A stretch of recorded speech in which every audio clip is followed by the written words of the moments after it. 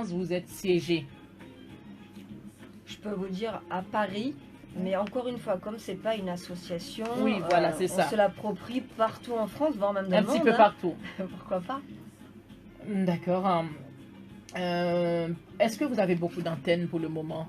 Combien d'antennes, Alors, par exemple, on possède en France Rechauffons nos SDF? je vais vous surprendre, mais alors là, c'est vraiment un mouvement très particulier. On fonctionne pas du tout comme une association. Il n'y a pas d'antenne. Ah, il n'y a pas d'antenne? Non, Ok. c'est juste le bouche à oreille. C'est-à-dire que moi, Oh. mes bénévoles, mes abonnés pour la chaîne par exemple, viennent de France et de l'étranger. Mhm. Donc au final, ceux qui veulent aller sur le terrain seront des personnes de Paris, mais j'ai des gens qui viennent de Normandie, j'ai des gens qui viennent du Sud, spécialement pour les distributions. Ils viennent vraiment de partout en France. Mais il n'y a pas d'antenne, vous n'aurez pas une adresse. Par exemple, vous allez m'avoir sur les réseaux sociaux avec la page Réchauffons nos SDF, ma page à moi, la chaîne YouTube. Mais ce qui est incroyable, c'est qu'à travers juste ça, vous voyez tout ce qu'on est en train de faire. Oui. Quand même. Voilà, c'est en tout cas, c'est vous aussi. Hein, vous êtes par exemple, quand les femmes font tout de suite, on nous traite de, comme vous disiez tout à l'heure, de féminisme. Non, vous êtes plutôt humanisme. Ah oui, c'est vraiment important pour moi. Voilà, humaniste. Voilà, moi je réponds à la demande des hommes pour les femmes SDF. Mais à la base, c'est quand même un appel qui vient des hommes. Et c'est ça qui est beau. C'est ça qui est extraordinaire. Je leur rends hommage. Ils dorment dehors. Ils galèrent encore. Ils savent pas quoi manger le soir. Et pour autant, ils viennent nous alerter sur le sort des femmes SDF. Ils pensent aux femmes SDF. Chapeau. Ouais, chapeau bas. Franchement, bravo. Chapeau. Pourquoi on vous a déjà posé la question. Pourquoi vous ne montez pas une association, justement? C'est une bonne question. Parce que je veux que ce soit un mouvement libre. Une association, alors peut-être qu'un jour je le ferai, mais à côté, bon là je ne vais pas en parler ici, mais j'ai un autre métier qui me prend beaucoup de temps et c'est ma passion. Après j'ai aussi ma vie personnelle en tant que femme. J'ai envie de fonder ma famille, enfin voilà. Donc déjà là c'est beaucoup de boulot. C'est vrai que je ne vous cache pas qu'une association, je pense que là je pourrais être dépassée par l'organisation et la gestion de l'association plutôt que par le terrain et l'action. Là, j'ai pas d'association. Pour autant, la pétition est en train de cartonner. De cartonner, oui. Voilà. Oui. Hein. Elle a été entendue par le CESE, elle est entendue par notre gouvernement, et il y a du résultat. J'ai envie de vous dire, voilà, c'est exactement ce que je voulais. Ça me correspond davantage. Je suis un électron libre et mon mouvement se restera libre. Je pense que le message est passé à la fois sur notre antenne et sur Facebook. Car nous avons déjà, comme je vous l'avais déjà dit tout à l'heure, nous avons déjà mis sur nos pages Facebook le lien de cette pétition. Merci. Et nous allons continuer à la diffuser jusqu'à l'objectif final.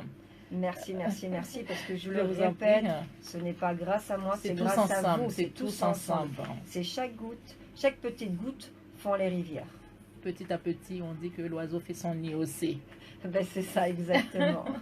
Vous êtes dans l'émission L'écho des femmes sur la RPC, Radio Passion Culturelle. Madame Sarah Afrique avec le mouvement Rechauffons nos SDF.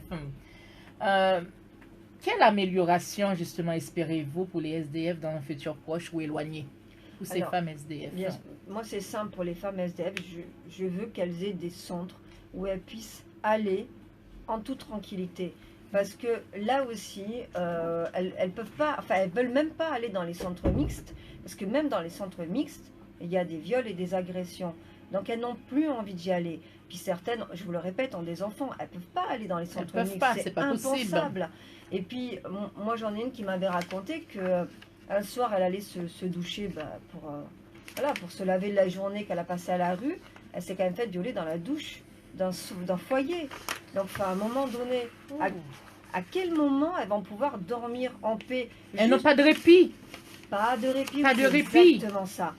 Pendant que nous, le soir, enfin, il faut bien le réaliser, on pose nos têtes sur l'oreiller avec nos problèmes de la vie quotidienne, mais en tout cas en sécurité. Mais même ça, elles l'ont pas. C'est normal?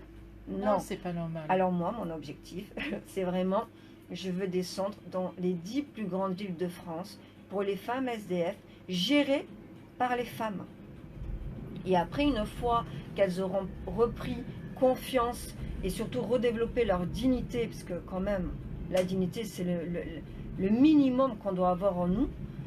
À partir de là, elles pourront aller dans des centres mixtes et peut-être, je l'espère, tout doucement se réinsérer. Et c'est possible, parce que nous, avec mes bénévoles, on a quand même sorti Michel Baldi qui était devenu gardien d'immeuble. Après, il y a une dame, Danielle, de 75 ans, qu'on a trouvée assise sur un banc dans Paris. On lui a payé... Enfin, ils ont été formidables, mais non, mais ils sont formidables, je les aime trop en fait. Ils ont payé des nuits d'hôtel à cette dame, on s'est cotisé pour lui payer un billet de train, elle est partie dans le sud, enfin... On a récupéré ses meubles parce que ses meubles devaient être détruits. On a pris 2 voitures, un camion, on a foncé. C'est ça ce qu'ils appellent la solidarité. Voilà, je répète encore. C'est tous ensemble, l'union fait la force. On s'entraide. C'est ça. Pour ces femmes, pour qu'on puisse voilà, les aider à retrouver un petit peu de dignité. Vous avez tout résumé, dignité, sécurité. Un petit peu de dignité. Elles ne demandent pas grand-chose. Par rapport à ce mouvement, pour terminer, comment, bon, vous avez déjà donné vos coordonnées, mais comment les auditeurs de la RPC ou autres personnes qui sont intéressées par ce que vous faites peuvent procéder pour entrer en contact avec vous? Encore une fois. Bien sûr, et avec grand plaisir, ils sont tous les bienvenus, tous ensemble, on va y arriver. 2 solutions, vous trouvez ma page Facebook, Sarah avec un H, Frick, F-R-I-K-H, vous me voyez dans la vidéo. Je suis reconnaissable avec mes cheveux. Hein. On voit bien. C'est pas compliqué.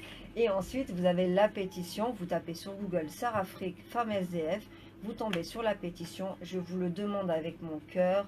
Partagez, déjà, signez-la. Partagez-la. On vise le demi-million. Quelle ambition. Mais enfin, on n'en est pas loin, finalement. Pourquoi pas? Ben oui, bien sûr, au plus même. Déjà, je vais vous dire, moi je pensais que j'atteindrais les 200 000. Autant vous dire que je suis décoiffée là, hein. C'est le cas de le dire, encore une fois, j'ai 2 mots. Mais je les aime tous. Je les connais pas, mais je les aime. J'aime les médias qui nous ont donné la parole, parce que je vous aime. J'aime les signataires, j'aime les partageurs, j'aime les maraudeurs, parce que ça donne du baume au cœur. Ça donne du baume au cœur.